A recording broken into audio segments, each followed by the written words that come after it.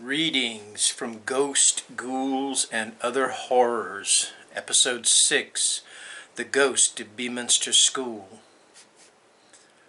Although the following events occurred long ago, they bear all the earmarks of a modern whodunit, and a spine-chiller at that. Beaminster School was in a small town and located directly adjacent to the local church. Alongside the two buildings was a grassy yard where the boys played ball. One Saturday morning, in the spring of the year, 12 of them were there playing. At about noon, 4 boys entered the school to get a pad and pencil so that they could keep score during the rest of their play.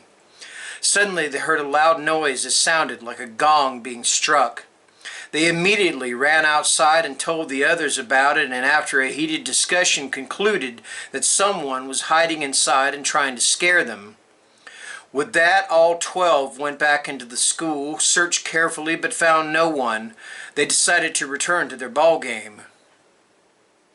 They were just about to resume the game when the mysterious gong sounded again, much louder this time. It was enough to thoroughly unnerve them, and they ran around to see if perhaps it came from the church. When they reached the door, all of them heard what sounded like someone preaching inside, followed by the sound of a congregation singing hymns.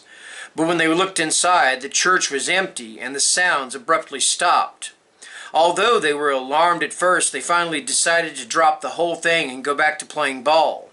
It was too beautiful a day, and besides, they began wondering if they had really heard anything at all.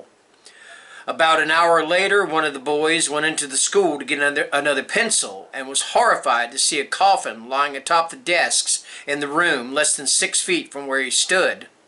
Dashing back to tell his friends what he had seen, he breathlessly insisted that they come back inside to see for themselves.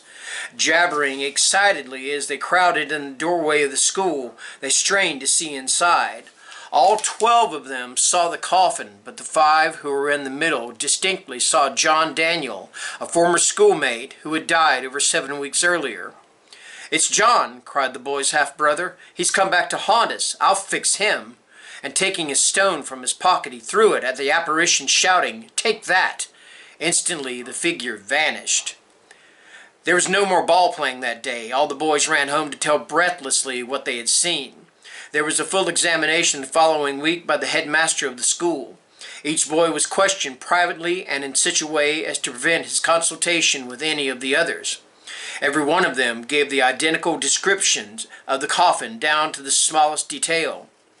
Most significant was the fact that what they had seen tallied perfectly with the coffin John Daniel had been buried in. Furthermore, one of the boys who saw the ghost had never known John because he came to the school 2 weeks after young Daniel's death. Not only did he describe the dead boy perfectly, he mentioned a white bandage on one hand, a bandage that had been put there about 4 days before his death, and which the undertaker remembered perfectly. Why had John come back?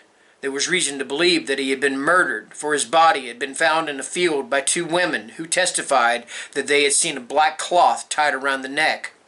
The cause of death had been officially listed as strangulation, but no inquest had been held after the mother revealed that he had been subject to fits, and the case was closed. Thank you.